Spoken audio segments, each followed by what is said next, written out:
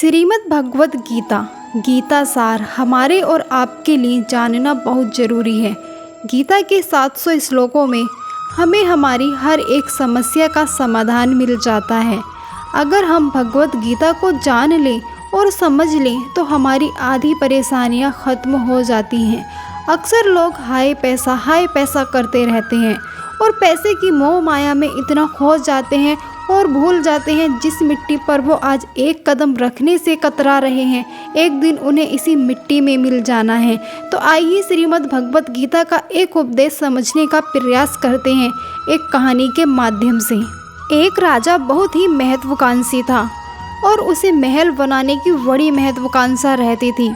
उसने अनेक महलों का निर्माण करवाया। रानी उनकी इस इच्छा से बड़ी व्यतीत रहती थी कि पता नहीं क्या करेंगे इतने महल बनवाकर।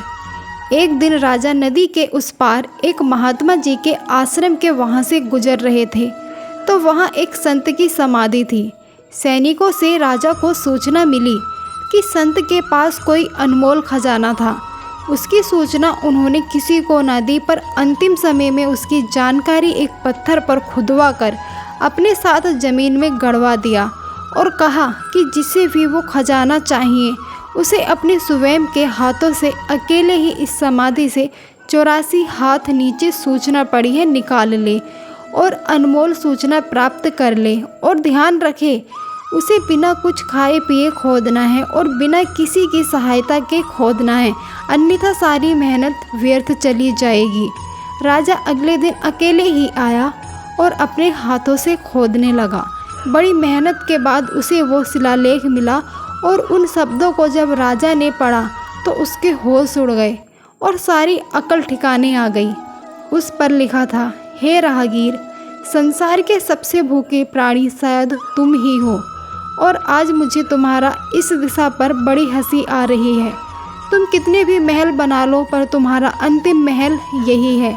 एक दिन तुम्हें इसी मिट्टी में मिलना है। सावधान राहगीर, जब तक तुम मिट्टी के ऊपर हो तब तक आगे की यात्रा के लिए तुम कुछ जतन कर लेना, क्योंकि अब मिट्टी तुम्हारे ऊपर आएगी तो फिर तुम कुछ भी नहीं कर पाओगे। यदि तुमने आगे की यात्रा के लिए कुछ जतन ना किया तो अच्छी तरह से ध्यान रखना कि जैसे ये 84 हाथ का कुआं तुमने अकेले खोदा है, बस वैसे ही आगे की 84 लाख योनियों में तुम्हें अकेले ही भटकना है। हे राहगीर, ये कभी ना भूलना कि मुझे भी एक दिन इसी मिट्टी में मिलना है, बस तरीका अलग अलग है। फिर राजा जैसे तैसे करके उस कुएं से बाहर आया और अपने राजमहल गया, पर उस शिलालेख के उन शब्दों ने उसे झकझोर के रख दिया और सारे महल जनता को दे दिए और अंतिम घर की तैयारियों में जुट गया। इससे हमें यह सीख मिलती है, हमें एक बात हमेशा याद रखनी चाहिए कि इस मिट्टी ने जब रावण जैसे सत्ताधारियों को नहीं बख्शा तो फिर साधारण मानव क्या चीज़ है। इसलिए ये हमेशा याद रखना चाहिए कि मुझे भी एक दिन इसी मिट्टी में मिलना है, क्योंकि ये मिट्टी किसी को नहीं छोड़ने वाली है।